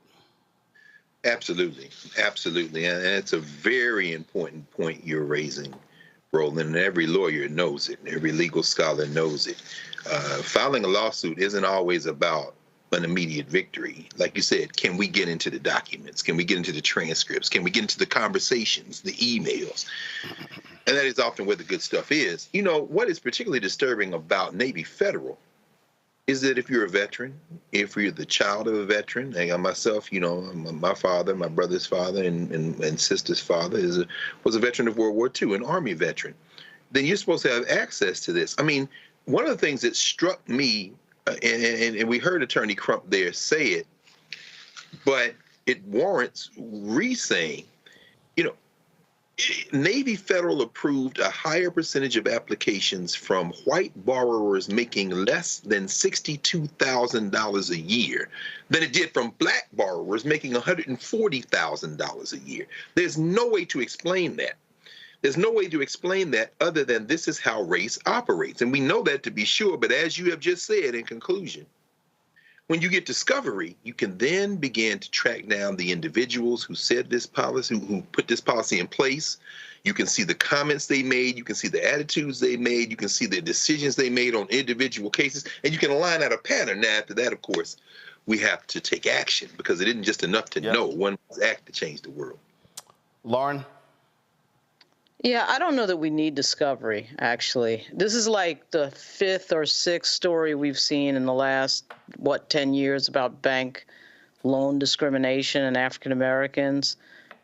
We know what the discovery is going to show us. We know that. In fact, what Ben Crump said effectively is what's going to be backed up in discovery if they get that far. I'm wondering what the damage awards would be should they win the case.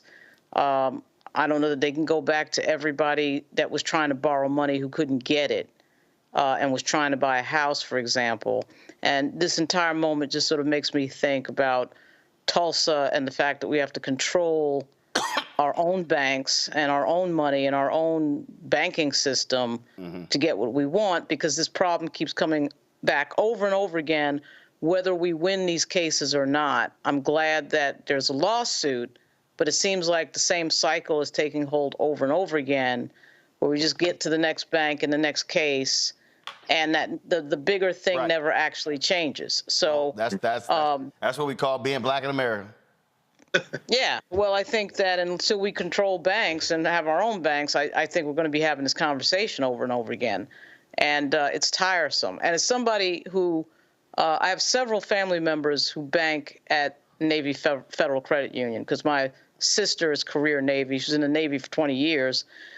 And my mother, and you know, when you bank at Navy Federal, your family members, even your like extended family, can get an account at Navy Federal. Right. So my mother has an account, et cetera, and so on. So I just think that, you know, this spinning around over and over again, talking about these stories that sort of come up again and again like this, unless there's a systematic solution, this conversation just sort of never ends. Well, but the reality also is that, listen, it comes with the capacity.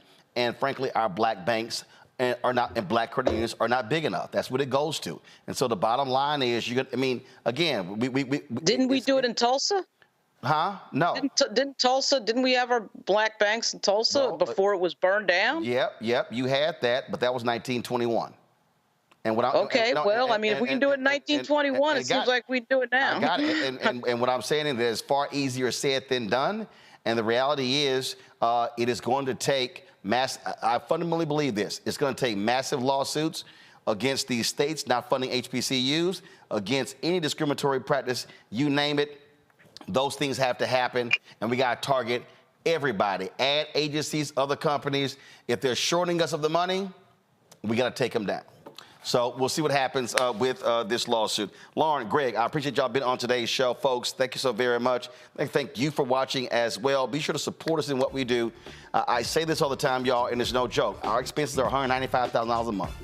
This show, Faraj Muhammad Show, Wealthy You, Balanced Living, Stephanie Humphrey, The Pivot, Greg Carr's show, D. Barnes Show. I can go on and on and on. We want to add shows, but y'all, we need your support. While we were sitting here on the set, Vice.com shut down. They're gonna be laying off hundreds of their people.